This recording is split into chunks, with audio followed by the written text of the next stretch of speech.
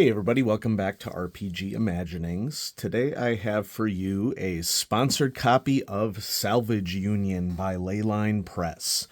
And this is a game that has been a long time in the making, and the Kickstarter recently started fulfillment, I don't know, about a month ago.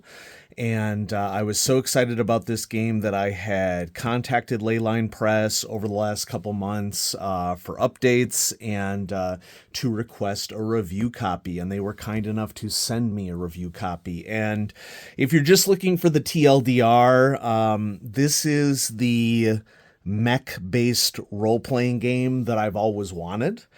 And I think that it is a pretty realistic spin on a very popular genre in role-playing right now, which is the post-apocalyptic genre. I was talking to my buddy, the Omega Dork, the other day, and my personal perspective is that science fiction role-playing right now, other than the eponymous Traveler, is largely focused on post-apocalyptic games or on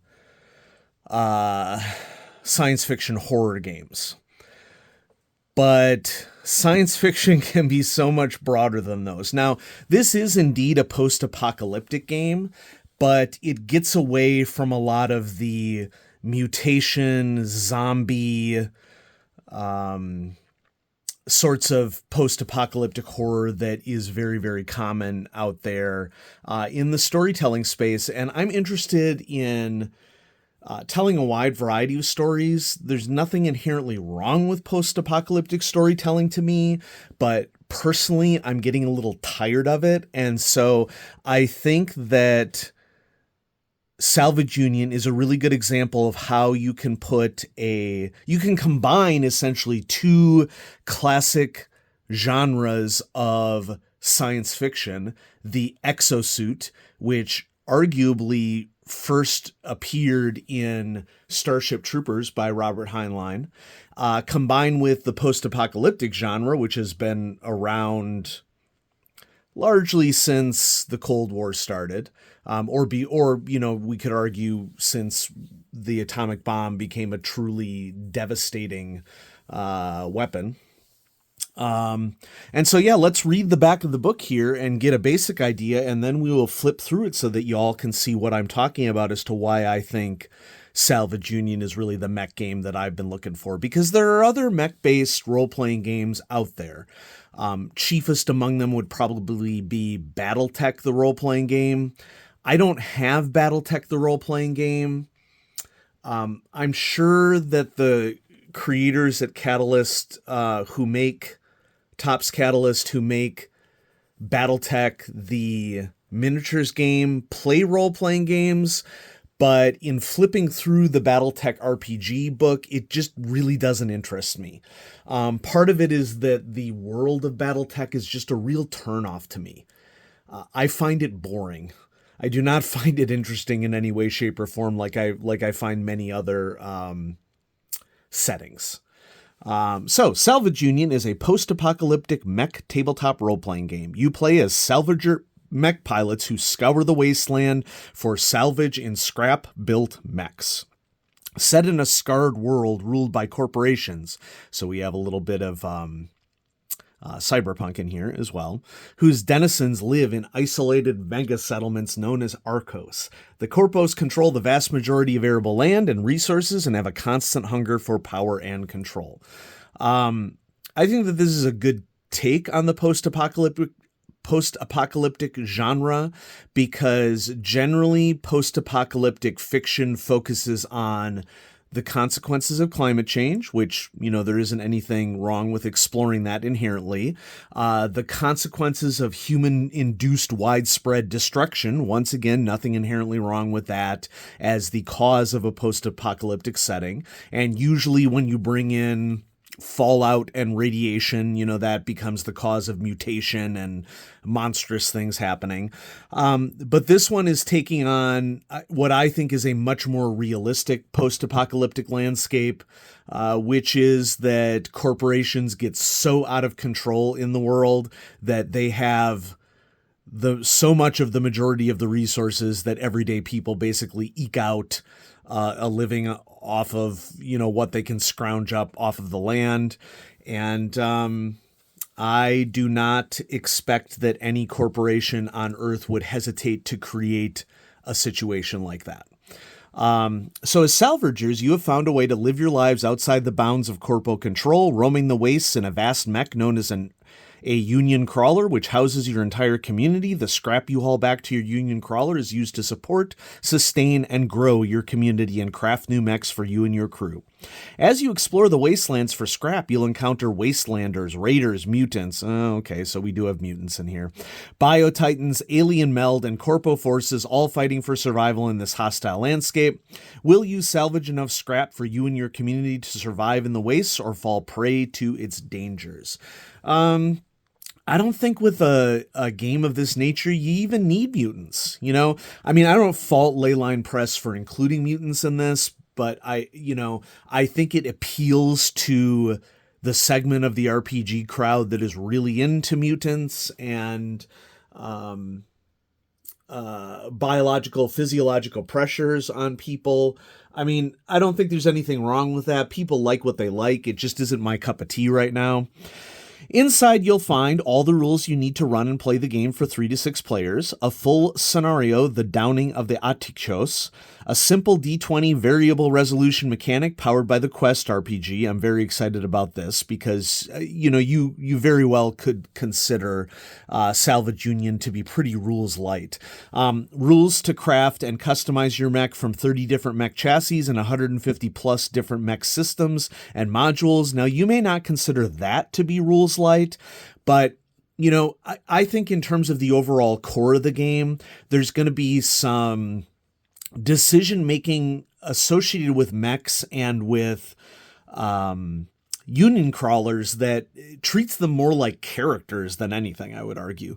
Rules to create your salvage or pilot from 6 core classes and 5 hybrid classes with 80 different abilities and 40 pieces of pilot equipment to customize them with. A robust NPC list of denizens of the wastelands, including 90 plus unique mech patterns, drones, biotitans, alien meld, wastelanders, vehicles, mutant creatures, and more. Rules for creating your union crawler and upkeeping, customizing and upgrading it during play, as well as creating NPC characters on board who form part of your community. Rules for salvaging and crafting with scrap you find in the wastelands during play. Advice for the game mediator on running Salvage Union, including tools for designing campaigns, creating scenarios, and structuring sessions. Yes, I deliberately mispronounced scenario for comedic purposes. Okay, because I'm sure there's somebody about to pop into the comments saying, "You pronounce scenarios wrong, nerd." Okay, so humor is a thing. We should have humor in our hobbies. Lore on the setting of Salvage Union and a huge range of gorgeous artwork of the world, and this is absolutely true. Like, the artwork in here is fantastic, and so let's crack this open. Immediately you open it up and you have a summary of the core mechanics, handwritten kind of in a journaling style, which kind of fits really nicely with the aesthetic of the game because we're working with a world in which writing things down by hand may be the only option. Okay, so lots of cool summaries there. Then we have some in-universe indicators. Evantis Heavy Industries. Contact your nearest distributor to discuss upgrade options and access to the Evantis Partner Program. Screw the corpos. Find chip S101 on the Sakura Mobo. Join Outpins 20 and 24 disables the remote telemetry. Hex yes, Rebellion. Okay, so here's our credits. I don't know a lot of these folks. I think that this is Lithuanian published. And so I think that the writers of the game are also Lithuanian. I'm not quite sure. Ultimately, it doesn't really matter. Here's what really matters, this gorgeous artwork. So on this page, we have the illustrations being done by these folks, and these are fantastic. Okay. It gives a real, what am I thinking of? It gives a real Tales of the Loop feel. Okay. So, I don't mind a game that takes inspiration from a lot of different sources. This game obviously takes inspiration from name a post-apocalyptic property. We have inspiration from Tales of the Loop. We have inspiration from Cyberpunk. We have inspiration from BattleTech. I don't mind anybody taking inspiration from a wide variety of sources and then all combining them into the situations that they want to play. Because that is one of my biggest things that bothers me about a lot of role-playing games, that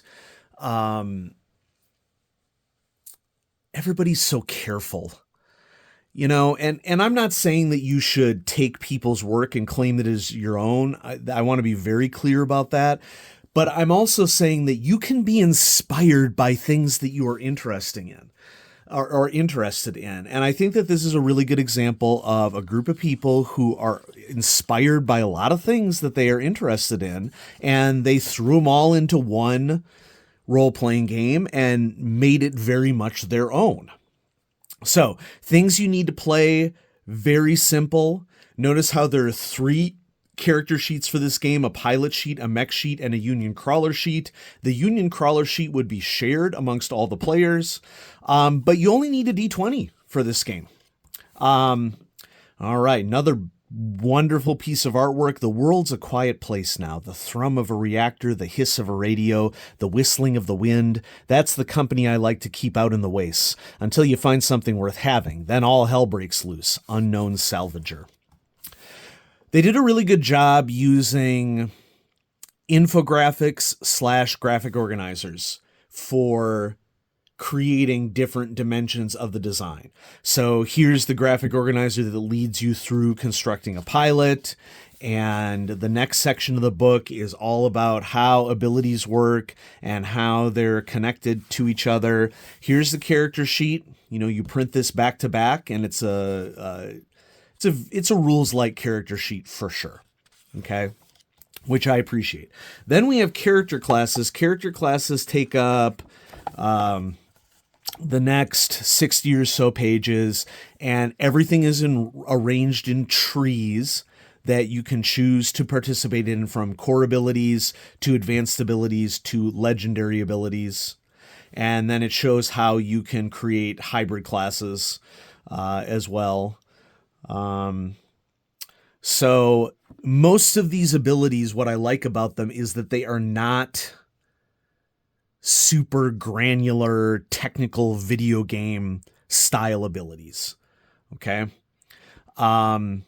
They basically allow you to do cinematic things with your character. And so here's a description of all the abilities and what they can do. And then this repeats for every character type. So we have the hacker, the hauler, the salvager. Salvager has a much larger array of core abilities to draw from. They don't have any legendary abilities or other sorts of abilities. The scout, the soldier. They can get a custom missile launcher. That's cool. Here's an advertisement for Aeon, Privateer Partnership. Cool in-universe advertisement. The cyborg. So here we're getting some cyberpunk stuff. And the fabricator. Well, we're not done. Ranger. Smuggler. Union rep. And here's a summary of all the tech levels of the different abilities. And so pilot equipment covers the wide array of gear that your pilot carries into the wasteland on salvaging forays, from wrenches to laser rifles. Pilot equipment is gained at character creation and from exploration and play, as well as from your Union Crawler armory, page 225. It typically cannot be crafted or repaired, and if damaged, new pilot equipment must be found in the wastelands or taken from the armory during downtime. And so then we get a complete array of all the equipment that you can get at different tech levels. Some of this information has been redacted. I'm wondering if sometime in the future they're going to unredact some of that, or if it's just, part of the universe you just don't get to know. It's part of a lived universe. On a clear day in Haven, with the right set of optics, you can see right up to the top of the Arco. But you'd be better to keep your eyes on the ground. That's where the scrap is, and the Arco's just a dream. Naomi Twitch, Sankara, crawler number 279. Now we have our Mech workshop. Works pretty much exactly like how pilot creation works. I like how clean this rule set is. I like how everything is so well organized. And every part of a mech is explained in detail. Here's the Mech character sheet. Once again, very simple. And then a huge section of this book, which this is what I live for in role-playing games, and particularly in this type of role-playing game where you want to design a mech. It's going to be based off of a base chassis. So, for example, this is the mule, which the structure points are the critical thing here. You're allowed to use a certain number of structure points at character creation to create your mech. And the game suggests 3 potential patterns that you could use to work on with your mech. And so the rest of this area is all basically just different mech styles, and they all have different structure points as their bases. Some of these are intended to be more, after you get some experience under your belt, you could perhaps build an Aegis at 24 structure points. But it's this sort of planning and variety that can make a game like this, I think, really interesting. We don't want a role-playing game to be too video game-like, but we still want people's creativity and imagination to rule the way. Protecting the Union Crawler, so this is what everybody would share, an example of one, is more than just protecting a machine. It's protecting our home, our family, and our way of life. The Union Crawler isn't just a machine, it's our lifeline. And I really like this because this adds another additional development to storytelling in the game. That your home is mobile, your home is not just a patch of dirt, your home is a vehicle, and in which there are many different people who are living within that vehicle. Okay, so we have tech systems for mechs this time around, and once again, details on what all they do. So there's a lot to dive into here, all the way up through tech level 6. You can add quirks to your mechs, which I think really fleshes out role-playing a lot. Okay, you can alter its appearance, pattern names, how to advance your mech. Just because the land's unfriendly don't mean the people are. Friends can be found even where you least expect it. You just got to keep your eyes, mind, and heart open. Kimiko Catfish Mori, crawler number 279. Then we have how to create a Union Crawler, and this is an example of players would work collaboratively to create their crawler, which I always love collaborative structures in rules-light games because rules-light games facilitate collaborative structures being really useful. This is about you going about an endeavor together. You're cooperating with each other. It sets a really positive tone for supportive role-playing at the table, which I am a huge fan of. I wholeheartedly believe as a role player that if you were an experienced role player, one of your duties as a role player, I said duty, one of your duties as a role player is to ask the question, not only am I having fun, but also ask the question, hey, is this person sitting next to me having fun? And what could I do as an experienced role player that would help to involve them in the session and have like a cool role-playing interaction with them, or have a type of conflict that they really like in storytelling? I've been playing for 30 years, okay? And I've encountered a lot of role players that are just like really inward directed, and it isn't my job to tell people how to role play. I understand that. But I also think that there are a lot of role players out there that are very growth averse and also very personally growth averse. And being growth averse doesn't help to have a better table. Okay. Everybody at a role playing table should want other players at the table to succeed and have fun. Being on a mech means being at home. These days, if I can't feel the hum of the engines beneath me, I can't get a wink of sleep. Jim, Flea, Raker, crawler number 279.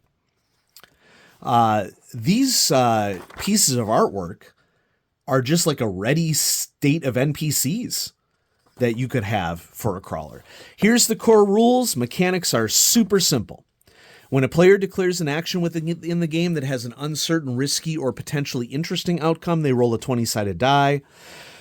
Salvage Union only uses this one die, and it is all you need to resolve situations in the game. If you roll a 20, you nailed it. 11 through 19 is success. 6 to 10 gives you a tough choice. 2 to 5 is failure, and rolling a 1 is a cascade failure. Okay? Some basic guidelines. That this is about rulings, not rules, which is sort of the hallmark of rules light play. Pushing a mech. Mechs are designed to eke out every inch of the reactors by being able to push them. The main push effect all mechs have access to is pushing to re-roll. This represents straining the mech's reactor to push as much power as possible out of it and direct that power towards whatever the pilot is trying to achieve. We love this in science fiction. We love a science fiction character ripping out a bank of wires and rewiring them to support their shields or get more engine power, so this is a really cool mechanic to have in a game of this nature. After rolling the die for an action, ability, or attack, but before the mediator describes the effects or consequences of the roll, you may choose to push and re-roll the die. You must accept the second result of the die, and it cannot be pushed further. Pushing is risky. We love ourselves a little bit of risk. That's why so many of us are big on push mechanics in role-playing games. Call of Cthulhu has a push mechanic, and boy, does it have a big risk-reward knife edge that you walk. As it overheats your reaction, it's risky as it overheats your reactor, which can result in your mech being forced to shut down in the heat of battle, damaging systems or modules, or even being destroyed. When you push your mech, it gains 2 heat, and you must make a heat check. And so heat, once again, would be a common factor that we would expect from Battletech. And it's a mechanic that I love to manage in Battletech, the miniatures game, and it makes sense that it would be included here. And then we have a reactor overload table, once again, just based off of a D20. Rules on initiative. This is a cool initiative roll, group initiative table. You roll a 20, you shot first. 2 pilots chosen by the players act first. Play then passes to the NPC group, and 1 NPC chosen by the mediator acts next.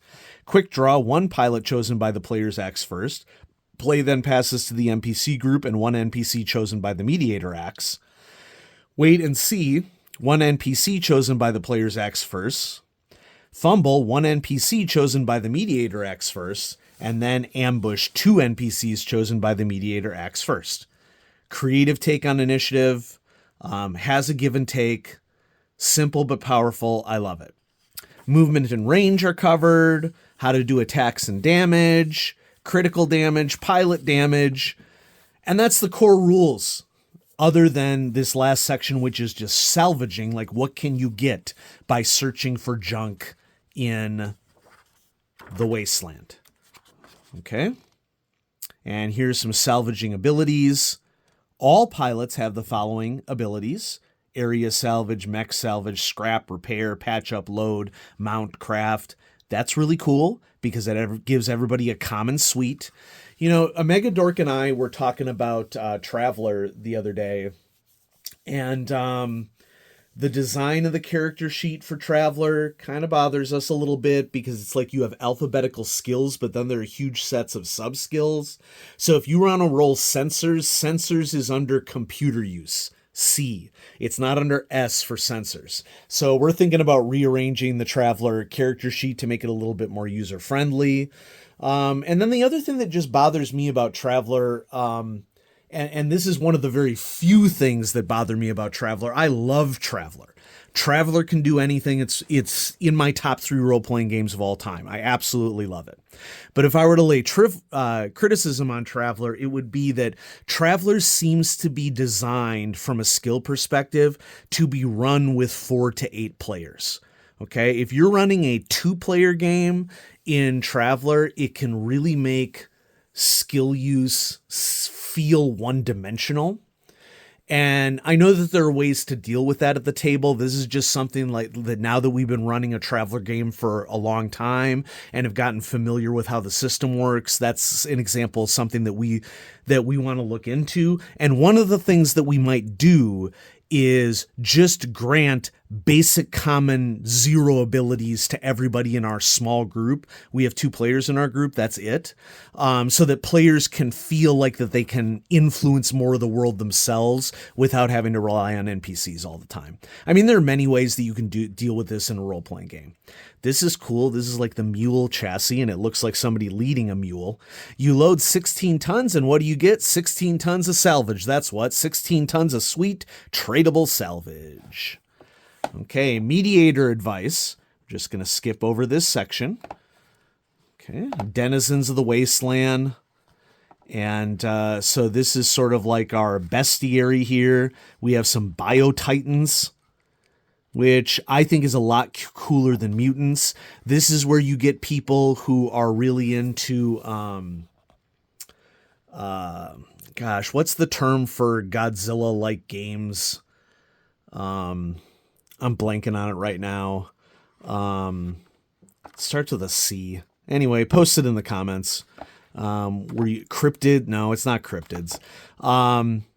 But these are just like leviathans. Then we have Meld, are an intelligent nanite alien entity of origins unknown somewhere in the galaxy. So we're leveraging alien horror here in this game.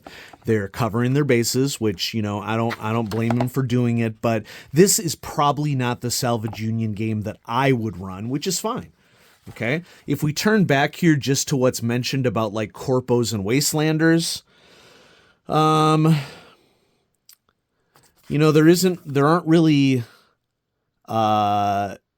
stats for them that I can see. And so I think I would have to read about this a little bit more to have a good understanding of how that might be incorporated into the game. We have vehicles, drones that players can construct. There's 1 or 2 of the player classes that allow a player to have a drone. That is part of what they do. We have some creatures. Here we go. Okay, so here's like some NPCs, people that you might encounter in the wastelands. Could be friends or foes. We have squads. Represent a group of wastelanders. They could represent soldiers for the corpos. Shooting stars is lucky. Well, lucky for us, not the star that got shot. Artemis Wastelander. Nice. And then here we have our adventure, which I'm going to skip over so that we don't have spoilers. Some nice artwork there. They say you can't take on the corpos. I say that's a load of bull. With a hacking kit, healthy disregard for corpo net firewalls, and a little bit of skill, you can do whatever the hell you want. Sasha Blackjack Petrov, crawler number 279. Nice. We have some keywords for the game, which is always nice to see because sometimes it can be difficult to read the intent of rules just by reading the rules. So having a glossary can really be useful. And then we see an index, which is always very nice to see. Now, check this out. So we have something redacted here. Okay. And something redacted here. And so it would be really interesting to see, if anything happens in the future that would unredact any of that. And then we have key tables in the back. The NPC action table, the reaction roll, morale, core mechanic, group initiative, retreat, critical damage table, critical injury, reactor overload table, area salvage table, mech salvage table, The game designers have put together basically a series of handouts that you can easily give print off for your players, both in the back and the front of the book, to help you with game execution. And so I see a lot of really strong design principles in this game. The book comes with a fun little orange ribbon. And so I highly recommend that if you like mech or post-apocalyptic or cyberpunk, or anything that could be considered adjacent to those, check out Salvage Union because it is super cool. For those of you who work on cars, we have the cover here, Salvage Union Workshop Manual. This is modeled after the common workshop manuals that you see for cars. They're not sold as readily as they used to be, but this is a fun design for anybody who's been aware of car workshop manuals. And so there you go, Salvage Union. I hope you enjoyed this, everybody. I'm going to have some more fun stuff coming at you on RPG Imaginings. Have a great day.